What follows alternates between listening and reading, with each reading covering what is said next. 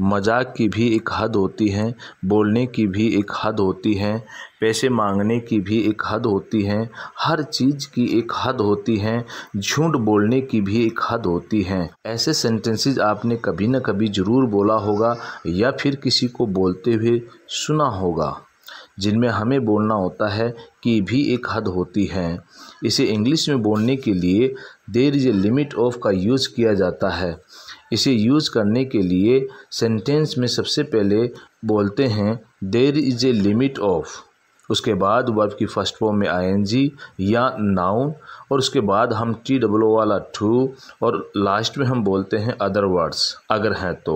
अगर आप किसी काम के हद होने की बात करते हैं तो वर्ब की फर्स्ट फॉर्म में आईएनजी का यूज़ करेंगे, और अगर आप किसी चीज़ के हद होने की बात कर रहे हैं तब आप नाउन का यूज़ करेंगे। तो चलो इसे एग्जाम्पल से और अच्छे से समझ लेते हैं। मजाक की भी एक हद होती है, there is a limit of joke too, या फिर इसे हम ऐसे भी लिख सकते हैं joke too has its limit. Joke too has its limit, यहाँ इट्स में इट के बाद अपोस्ट्रोफी का यूज़ नहीं किया जाएगा। बर्दाश्त करने की भी एक हद होती है, there is a limit of tolerating too. There is a limit of tolerating too, या फिर tolerating too has its limit. Tolerating too has its limit. बोलने की भी एक हद होती है, there is a limit of speaking too. There is a limit of speaking too, या फिर speaking too has its limit. Speaking too has its limit. पैसे मांगने की भी एक हद होती है, there is a limit of asking for money too. There is a limit of asking for money too, या फिर asking for money too has its limit. Asking for money too has its limit. Ask for का मतलब होता है मांगना। हर चीज़ की एक हद होती है, तो there is a limit of everything. There is a limit of everything, और everything has its limit. Everything has its limit. बातें करने की भी एक हद होती है, there is a limit of talking too. There is a limit of talking too, और talking too has its limit. Talking too has its limit. खाने की भी एक हद होती है, there is a limit of eating too. There is a limit of eating too, और eating too has its limit. Eating too has its limit. गुस्सा होने की भी एक हद होती है, there is a limit of being angry to.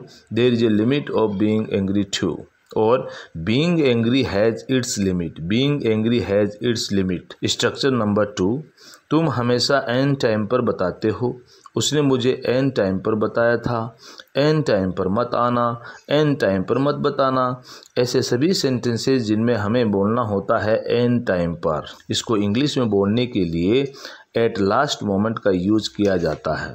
इसे सेंटेंस में यूज़ करने के लिए सबसे पहले बोला जाता है कंप्लीट सेंटेंस, जो भी हमें बोलना होता है, और उसके बाद हम बोलते हैं एट लास्ट मोमेंट। सेंटेंस जो भी आप बोलो वो किसी भी टेंस में हो सकता है। चलिए इसे भी एग्जाम्पल से समझ लेते हैं। तुम हमेशा एन टाइम पर आते हो। You always come at last moment. You always come at last moment. तुम हमेशा एन टाइम पर बोलते हो। You always speak at last moment. You always speak at last moment. अगर एन टाइम पर बताओगे तो मैं नहीं आऊँगा। If you tell at last moment I will not come. If you tell at last moment I will not come. उसने मुझे एन टाइम पर बताया था। He told me at last moment. He told me at last moment. एन time पर मत बताना। Don't tell at last moment. Don't tell at last moment. मुझे एन टाइम पर पता चला। I came to know at last moment. I came to know at last moment. और आप सभी के लिए ये एक सेंटेंस, एन टाइम पर मत रोना कि मेरे पास पैसे नहीं हैं।